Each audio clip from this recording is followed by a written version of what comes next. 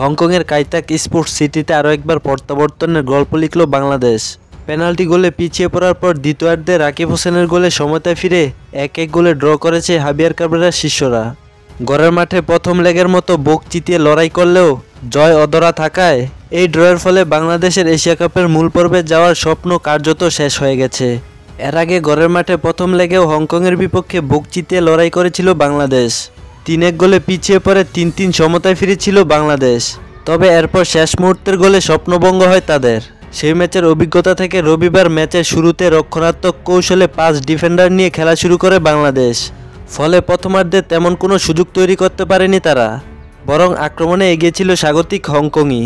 ম্যাচের 34 মিনিটে বক্সের ভেতর হংকংয়ের ফার্নান্দো পেদ্রেরাইকে ফাউল করে বসে অভিজ্ঞ ডিফেন্ডার তারিক কাজী। জাপানি রেফারি হিরুকি কাসারা সঙ্গে সঙ্গে পেনাল্টি বাঁশির বাজান। স্পট কিক থেকে গোল করতে ভুল করেননি হংকংয়ের অধিনায়ক ম্যাট অর। মিতুল মার্মাকে ভুল দিকে পাঠিয়ে দলকে লিড এনে দেন তিনি। প্রথমার্ধের শেষ মুহূর্তে হামজা চৌধুরীর সামনে সুযোগ এলেও তা কাজে লাগানো যায়নি। ফলে 1 গোলে পিছিয়ে থেকে বিরতিতে যায় বাংলাদেশ। দ্বিতীয়ার্ধে সমতায় ফিরতে মরিয়া হয়ে ওঠে জামাল হামজারা।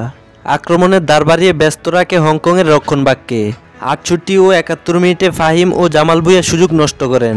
73 মিনিটে সাদের ক্রস থেকে সহজ সুযোগ হাতছাড়া করেন ফাঁকায় থাকা ফাহিম। ম্যাচে 76 মিনিটে বড় এক ধাক্কা খায় হংকং।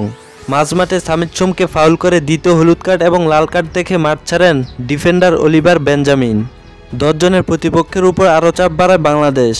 অবশেষে 84 মিনিটে কাঙ্ক্ষিত গোলের দেখা মেলে। বদলি হিসেবে নামা ফয়সাল আহমেদ ফাহিমের ক্রস থেকে রাকিব হোসেনের দিকে বল বাড়িয়ে দেন আরেক খেলোয়াড়। সেই বল আলতো টোকায় জালে জড়িয়ে বাংলাদেশকে সমতায় ফেরান ফরোয়ার্ড রাকিব। শেষের মিনিটগুলোতে জয়ের জন্য মরিয়া হয়ে একের পর এক আক্রমণ করলেও গোলের দেখা পায়নি বাংলাদেশ।